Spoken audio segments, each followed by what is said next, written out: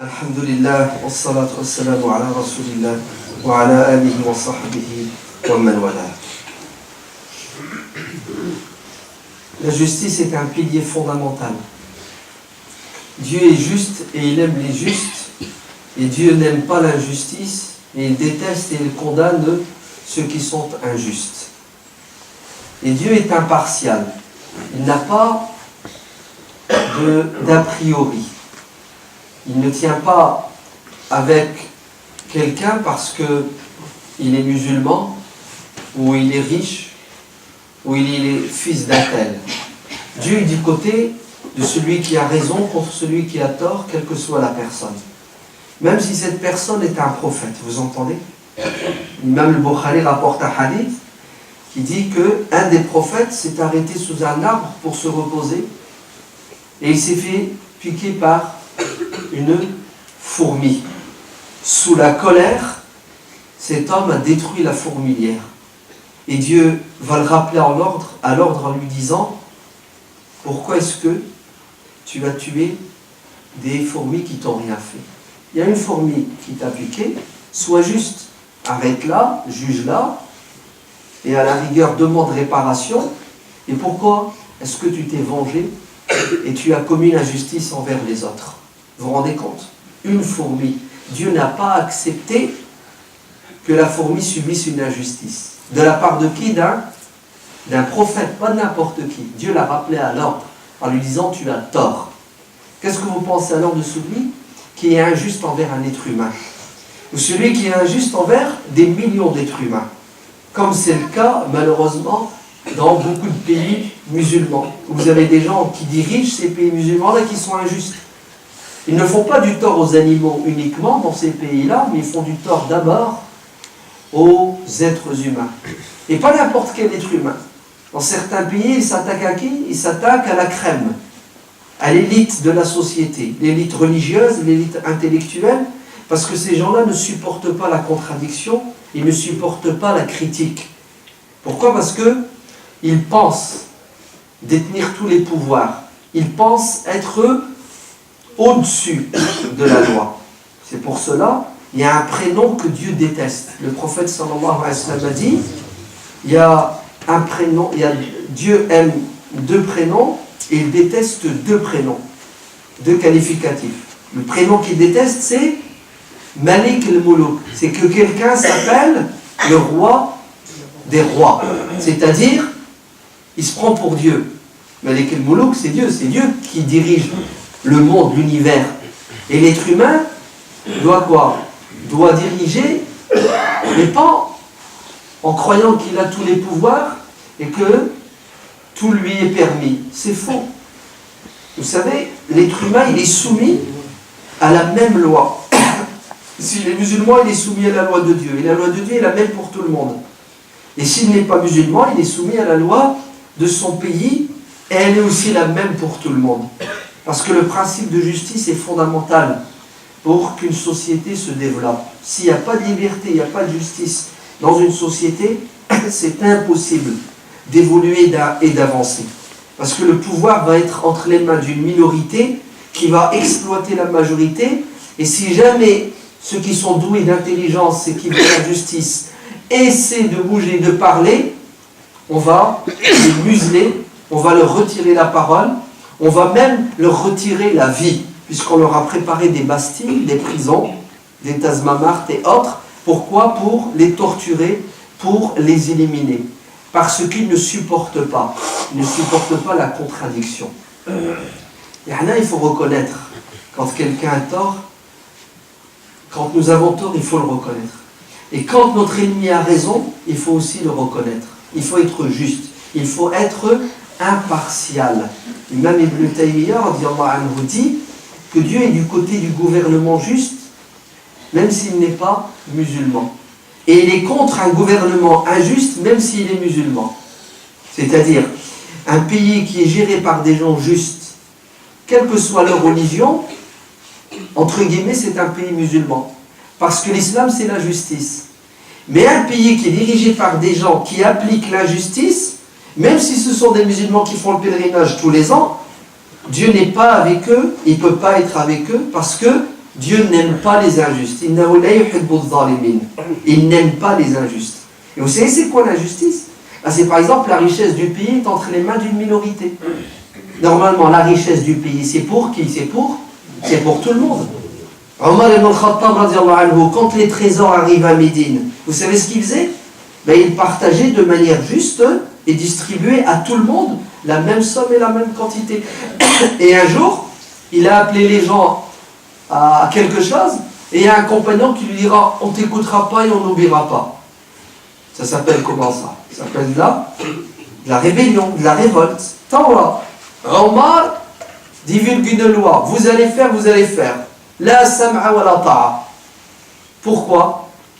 Écoute, c'est toi qui nous as dit le jour où on a voté pour toi, le jour où tu es devenu calife, tu nous as dit qu'on devait t'écouter, on devait obéir tant que tu suis le Coran et la Sunna, c'est-à-dire la loi de Dieu. Mais aujourd'hui, on ne t'écoutera pas parce que tu trahis le Coran. Tu n'es pas juste. Alors on m'a dit, en quoi ai-je trahi? Pourquoi est-ce que je ne suis pas juste? Il leur dit, écoute, tu nous as tous distribués à la population, on a tous reçu, on va dire, un manteau chacun, et toi, tu as 2 manteaux.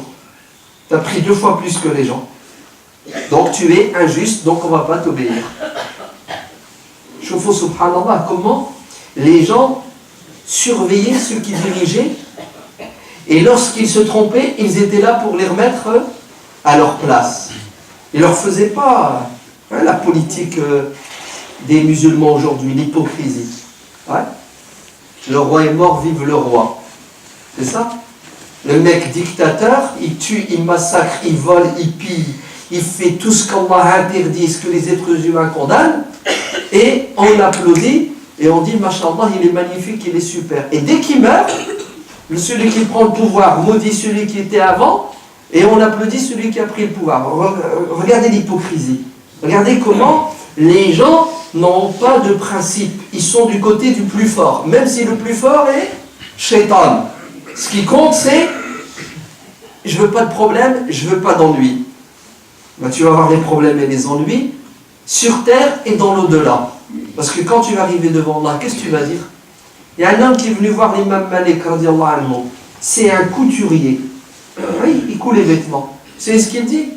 Il dit, le calife me commande des vêtements, je lui couds ses vêtements. Est-ce que tu penses que je fais partie de ceux qui sont injustes? Parce que le calife était injuste. Moi qui lui couds ses vêtements, est-ce que je serai avec lui en enfer parce qu'il est injuste? C'est ce que lui a dit l'imam Malik.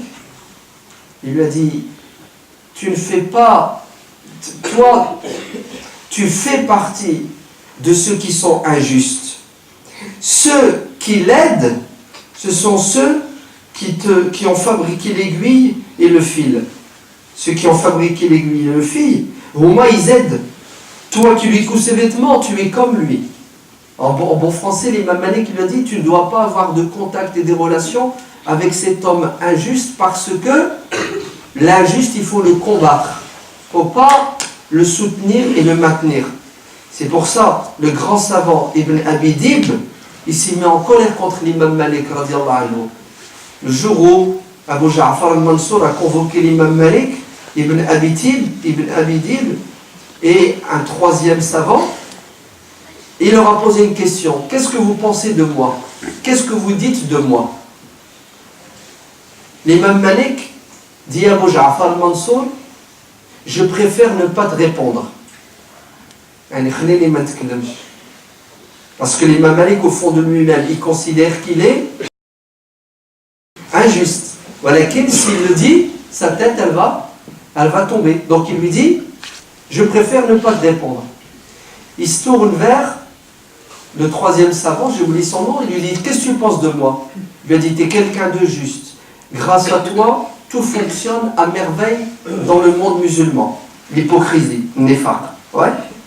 Ensuite, il se tourne vers le 3e, Ibn Abi Dib. Il lui dit, et toi, qu'est-ce que tu penses de moi? Il lui dit, tu es le plus injuste des califes que l'islam ait connu. Tu es un voleur. Malheur à toi le jour de la résurrection, il y a l'enfer qui t'attend. haq. Il lui dit, t'as pas peur de moi? Il lui a dit, on meurt qu'une fois dans sa vie, autant que je meurs, la tête haute, ayant dit la vérité, comme ça quand je serai devant Allah, je serai propre, nickel.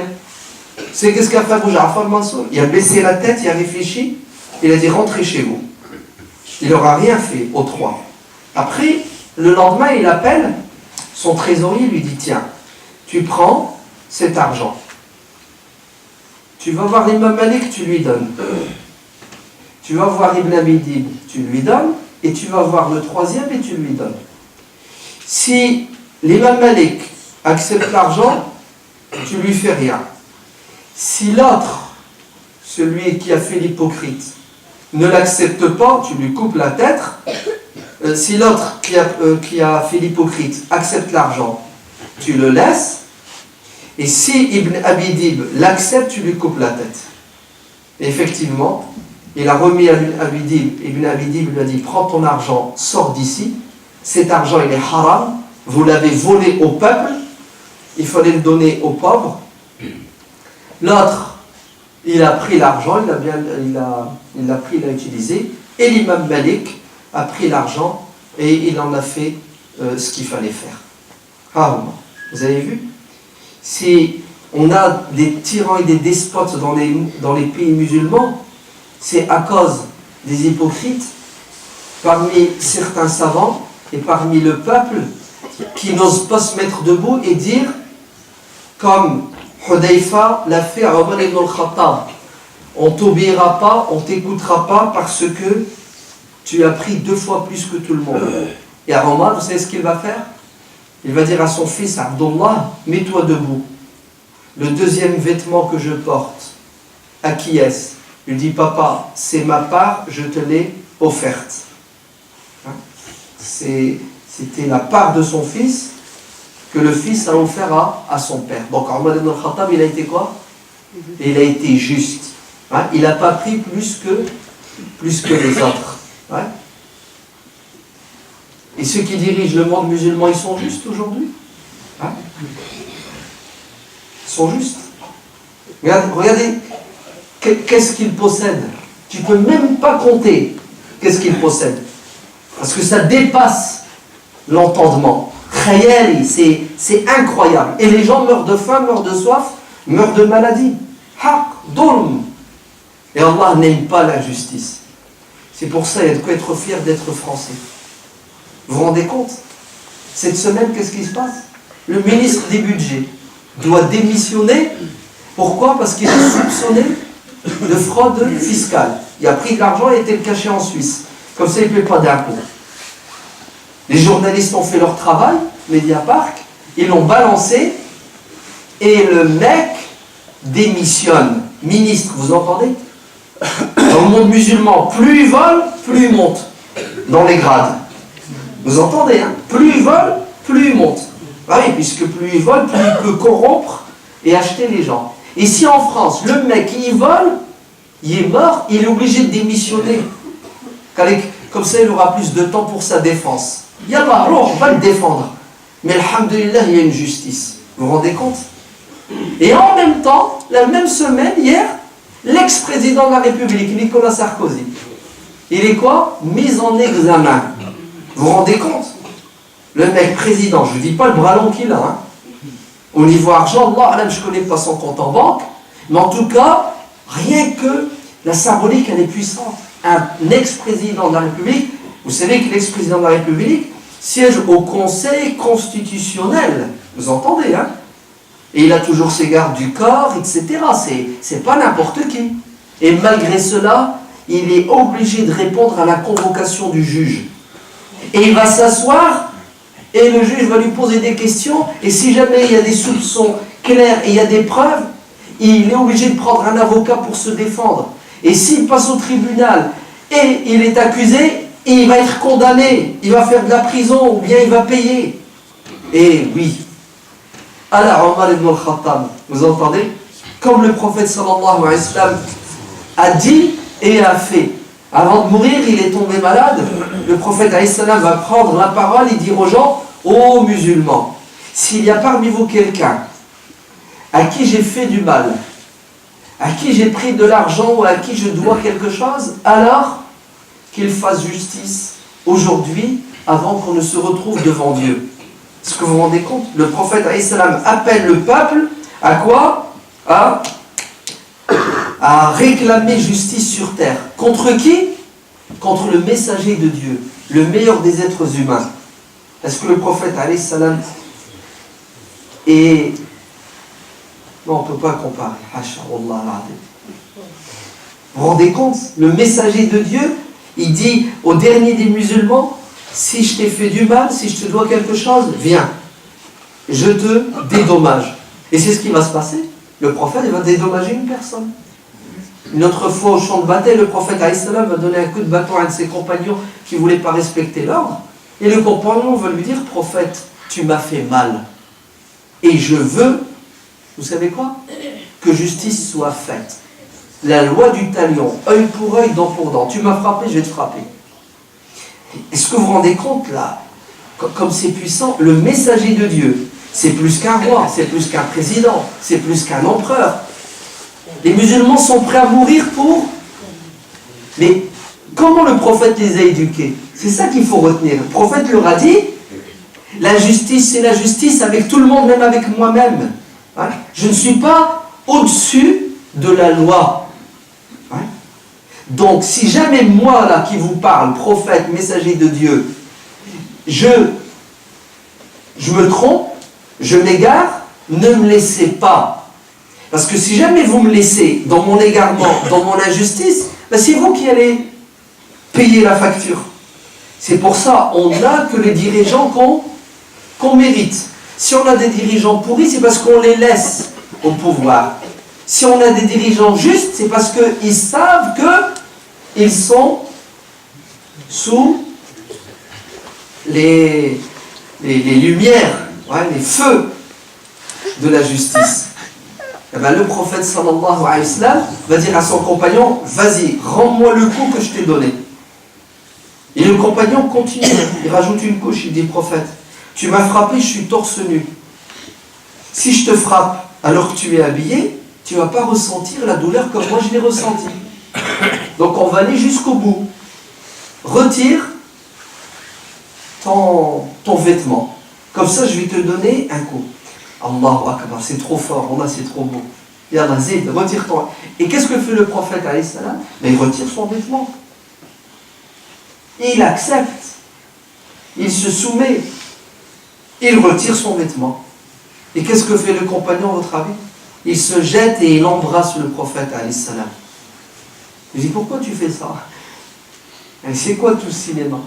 Je dis, prophète, je voulais que mes lèvres touchent ton corps, mon corps touche ton corps, parce qu'il se peut que je meure dans cette bataille. Comme ça, au moins, la dernière chose que j'aurai touchée sur terre, c'est le corps du prophète. Peut-être que ça me sera utile dans ma tombe et dans l'au-delà. Mais le prophète, alayhi salam, est allé jusqu'au bout de la démarche. Vous entendez? Et le compagnon aussi. Voilà ce que notre religion nous enseigne. Et alhamdulillah, on ne dit pas qu'en France, il n'y a pas d'injustice. Il doit y en avoir. Et il y en a sûrement, mais en tout cas, il y a un système qui fait que celui qui subit l'injustice, il a le droit de se plaindre. Il a le droit de se défendre. Et s'il n'a pas les moyens financiers pour prendre un avocat et le payer, il a ce qu'on appelle l'aide juridictionnelle. Pourquoi? Parce que un pays où il n'y a pas de liberté, il n'y a pas de justice, c'est un pays maudit. C'est un pays qui ne peut pas se développer. Et c'est exactement ce qui plombe les pays musulmans, qui sont depuis 50 ans, depuis 70 ans, en voie de développement. Ils sont sous-développés. Ils ont toujours pas décollé. Hein. Et entre nous, tant qu'il n'y aura pas de justice et de liberté, ils ne décolleront pas. Parce que quand il n'y a pas de justice et de liberté, ceux qui ont des compétences, vous entendez? Les intellectuels, les gens qui peuvent développer le pays, ben ils ont peur, alors qu'est-ce qu'ils font? Ils quittent le pays. Ça s'appelle la fuite des cerveaux. Ou là, le mec, il est hyper compétent, il a bac plus 15, il rentre dans son pays pour trouver un travail, eh ben on va le mettre gardien à la sortie d'un collège. Pourquoi? Parce que sa place, elle est prise par le fils de qui? Le fils de la cousine, du grand-père, de la grand-mère, du roi ou là du président. et les incompétents dirigent, et ceux qui sont compétents sont mis de côté. Hada dhulm, c'est une injustice, et l'islam ne veut pas, il n'accepte pas ça. ربنا آتنا في الدنيا حسنة وفي الآخرة حسنة وقنا عذاب النار سبحان ربك رب العزة عما يصفون والسلام على المرسلين والحمد لله رب العالمين.